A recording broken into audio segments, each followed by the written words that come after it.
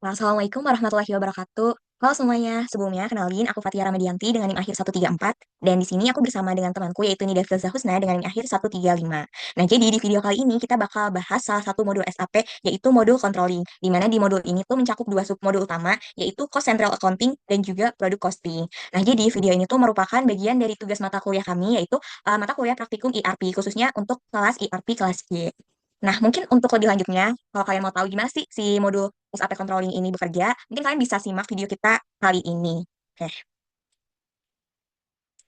Jadi di sini kita bakal bahas beberapa topik utama di video kali ini. Nah, di topik ini tuh kita bakal bahas kayak latar belakang dari ERP, kemudian juga tentang modul SAP Controlling itu sendiri. Nah, di sini juga kita bakal bahas tentang studi kasusnya. Jadi studi kasus dari Controlling Cost Center Accounting dan juga studi kasus dari Controlling Product Costing. Nah, mungkin kita juga bakal bahas sedikit tentang analisis laporan dan juga kesimpulannya.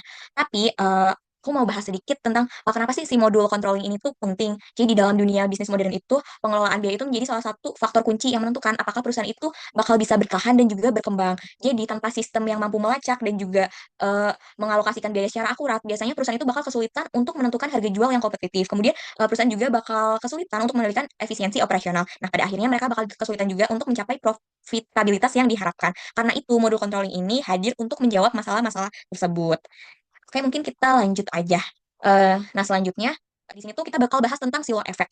Jadi perusahaan modern itu umumnya menggunakan struktur organisasi fungsional di mana perusahaan itu dibagi menjadi beberapa departemen-departemen seperti pembelian, produksi, gudang, penjualan, dan juga keuangan. Nah, masing-masing departemen ini biasanya bekerja sesuai fungsinya masing-masing. Namun, struktur ini tuh ternyata memiliki kelemahan yang biasanya disebut dengan silo efek. Jadi setiap departemen itu bekerja terisolasi, jadi mereka tuh hanya fokus pada tugasnya sendiri tanpa memahami proses bisnis secara utuh. Nah, akibatnya dari silo efek ini itu ada beberapa kelemahan. Yang pertama itu terjadi kehilangan gambaran besar dari proses produksi, kemudian ada inefisiensi operasional seperti penundaan dan pemborosan, kemudian yang ketiga ada kesalahan komunikasi antar departemen, kemudian yang keempat ada pengambilan keputusan yang lambat, dan yang terakhir itu bakal juga membuat kepuasan pelanggan itu menurun. Nah, terus gimana sih solusinya dari masalah-masalah tersebut ataupun dari masalah-masalah yang ditimbulkan oleh silo effect? Nah, jadi solusinya adalah ERP ataupun Enterprise Resource Planning. Jadi ERP itu adalah sistem terpusat yang integrasikan seluruh proses bisnis dalam satu data yang terpusat. Nah, apa aja sih kelebihan dari ERP ini? Yang pertama itu ada satu database untuk semua sistem ataupun jadi satu sistemnya itu terpusat. Kemudian yang kedua, datanya itu real time di semua departemen. Kemudian yang ketiga ada sekali input datanya tersedia untuk semua departemen. Kemudian yang keempat ada menghasilkan laporan manajemen yang lebih cepat dan kemudian akurat. Nah, kemudian juga sistem ERP ini juga bisa mengintegrasikan tiga proses bisnis utama secara terintegrasi. Ada proses bisnis procurement, kemudian ada production dan juga fulfillment. Oke, mungkin kita langsung lanjut aja di sini. Nah, sistem ERP ini juga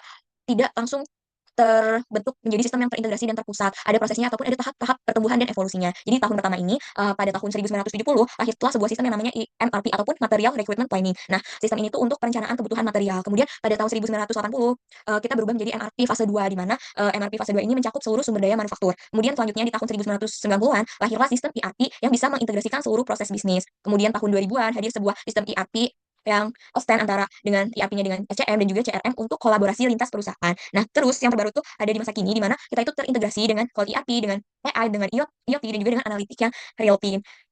Dari sisi arsitektur ada dua pendekatan utama yaitu client server arsitektur dengan server terpusat yang menyimpan database itu menyimpan database dan melayani banyak klien. Kemudian keuntungannya adalah di sini untuk sentralisasi data dan pembaruan terpusat. Kemudian yang kedua itu ada service oriented arsitektur atau SOA yang memungkinkan sistem untuk berbeda saling berkomunikasi melalui web service tanpa tergantung platform yang sama. Nah, mungkin kita bisa lanjut ke slide selanjutnya. Nah, di sini kita bakal bahas nih tentang modul SAP controlling-nya. Jadi modul controlling ini adalah akuntansi manajemen internal yang membantu perusahaan untuk mengumpulkan, mengelola, menganalisis dan juga menyajikan informasi biaya untuk mendukung pengambilan keputusan internal. Jadi perlu dipahami juga bahwa modul CO ini berbeda dengan modul financial accounting di mana modul controlling ini berguna untuk manajemen internal sedangkan modul financial accounting itu biasanya digunakan untuk eksternal seperti pemerintah, investor, kreditor dan juga untuk membaca laporan laba rugi. Sementara controlling ini kita fokus untuk manajemen internal di mana untuk mengendalikan biaya dan juga untuk menilai profitabilitas. Nah, modul CO ini juga terdiri dari 5 komponen utama. Yang pertama itu ada cost element accounting di mana di sini itu untuk si cost element accounting ini sebagai penghubung antara FI dan juga controlling. Kemudian yang kedua itu ada cost center accounting atau CCA. Nah, jadi di modul ini tuh untuk mengelola biaya per departemen. Kemudian yang ketiga ada profit center accounting atau PCA. Di sini tuh untuk mengukur profitabilitas per unit bisnis ataupun segmen. Kemudian yang keempat ada internal order di mana di sini tuh untuk memonitor biaya proyek ataupun kegiatan dalam jangka pendek ataupun jangka panjang. Dan yang terakhir di sini tuh ada product cost controlling atau PC di mana di sini tuh untuk menghitung biaya produksi yang berbasis BOM dan juga routing. Nah, mungkin untuk berikutnya, topik berikutnya bakal dijelaskan oleh teman saya. Oke, baik. Jadi selanjutnya di sini ada studi kasus modul Cost Center Accounting atau COCE. Jadi di studi kasus pertama ini tuh menggunakan perusahaan fiktif yang bernama Global Bike Group. Nah, di sini tuh Global Bike Group ini adalah produsen sepeda yang ada di Amerika. Nah, jadi di sini tuh skenario-nya jadi Global Bike itu mempunyai kafetaria yang memiliki biaya operasional sebesar 120.000 US dollar yang perlu dialokasikan ke departemen penerima manfaatnya. Nah, di sini di skenario ini metode yang digunakan adalah metode assessment di mana biaya dari pusat biaya pengirim ditransfer ke pusat biaya penerima melalui secondary cost element. Dan di sini ada tiga pusat biaya yang terlibat. Kafetaria sebagai pengirim dengan 5 karyawan, Kemudian ada perawatan sebagai penerima dengan 5 karyawan dan perakitan sebagai penerima dengan 15 karyawan. Kemudian dasar alokasi yang digunakan adalah jumlah karyawan dengan total karyawan penerima sebanyak 20 orang, yaitu dengan perhitungan perakitan menerima 75% atau 90 ribu US dollar, perawatan menerima 25% atau 30 ribu US dollar, dan kafetaria menyisakan 30 ribu US dollar untuk biaya karyawannya sendiri. Nah, proses ini tuh di studi kasus COCCA itu melalui 14 step di SAP, mulai dari pembuatan cost center, terus ada statistical key figure-nya, terus ada secondary cost element, activity types, terus ada cost center group, kemudian kita membuat perencanaan, assessment cycle, hingga perhitungan harga aktivitasnya. Boleh di next? Nah, kemudian di slide 7 ini selanjutnya ada hasil laporan dan perhitungan harga aktivitas. Nah, setelah tadi kan udah dijelasin ya kalau misalnya kita membuat assessment cycle. Nah, jadi setelah assessment cycle ini tuh udah dijalanin, hasilnya tuh ada di sini. Nah, pusat biaya perawatan. Total biaya itu sebesar 90 ribu US dollar, terdiri dari biaya tenaga kerja sebesar 60 ribu US dollar, dan alokasi dari kafetaria sebesar 30 ribu US dollar dengan output 1.800 jam.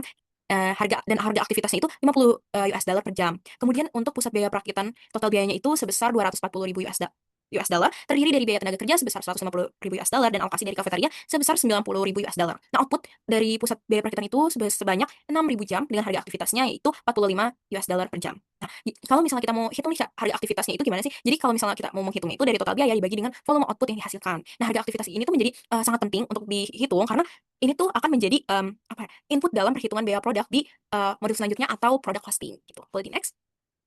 Oke, jadi kemudian di sini ada studi kasus product costing atau COPC. Jadi di sini tuh Global Bike itu ingin meluncurkan deluxe touring bike varian putih yang tadinya udah ada, kemudian dimodifikasi, dan sebelum diproduksi massal, mereka tuh perlu menghitung biaya standarnya. Jadi di controlling product costing ini tuh mereka ada dan terdiri dari 10 step. Yang pertama itu mereka copy nih produk yang udah jadi dari tadinya DXTR1 itu yaitu warna hitam, kemudian menjadi DXT4 itu warna putih.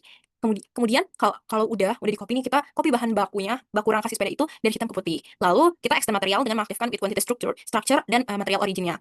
Lalu kita bikin bill of material dengan mengganti rangka hitam ke putih. Kemudian kita buat routing untuk urutan produksinya apa aja. Dan kita create cost estimate yang menghasilkan 686,9 US dollar. Kemudian kita kita lakukan mark price update-nya sebagai future price yang akan kita gunakan. Dan kalau misalnya kita udah mark itu, kita view price change-nya itu untuk verifikasi nih. Setelah itu baru bisa kita release price untuk mengaktifkan atau untuk kayak memperlakukan harga barunya. Kemudian yang terakhir itu tuh kita kita review nih final price-nya itu untuk dikonfirmasi dan mulai dijalankan gitu. Boleh di next? Nah, jadi setelah ada gambaran tentang studi kasus COCCA dan COPC, jadi kita bisa bandingin nih kedua laporannya. Kalau misalnya di COCCA itu tuh, kalau di cost center accounting itu fokus pada departemen mengelola biaya overhead, terus untuk menghitung harga aktivitas per jamnya, dan fungsinya itu sebagai dasar alokasi untuk perhitungan biaya overhead. Tapi kalau di COPC itu tuh fokus pada produk, terus kayak mengelola biaya material dan tenaga kerja, terus ada menghasilkan biaya standar, dan fungsinya dari modul ini tuh sebagai dasar penilaian persediaan dari HPP. Nah, antara COCCA dengan COPC ini atau dari call center accounting dengan product costing itu tuh saling berkaitan, dan keduanya itu tuh saling terintegrasi. Jadi harga dari aktivitas yang udah kita hitung di COCC itu menjadi input untuk di modul COPC. Nah, biaya overhead dari pusat biaya itu tuh bisa dialokasikan ke produk melalui cost roll up, dan semuanya itu tuh tercatat di financial accounting. Gitu. Oke, boleh di next.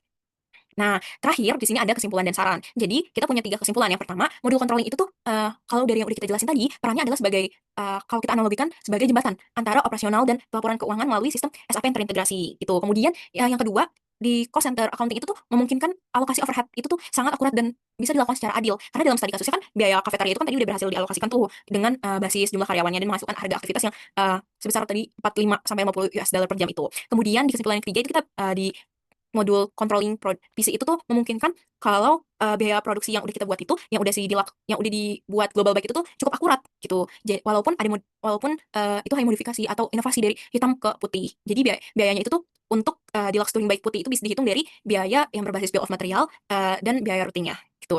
Untuk saran dari kami, jadi di dalam modul controlling ini itu kita bisa memanfaatkan modul ini tuh secara terintegrasi dengan modul FI, terus modul MM, dan modul PP. Kemudian tuh kita bisa verifikasi data sebelum kita mengalokasikannya. Jadi sistem ini tuh di modul ini tuh kayak kita ngelihat apa aja sih yang harus diperhitungkan sebelum kita alokasiin biaya-biaya dan menetapkannya. Kemudian di dalam modul ini tuh kita bisa melakukan analisis varian secara rutin dan mempelajari keterkaitan antara modul untuk pemahaman kita yang lebih dalam gitu.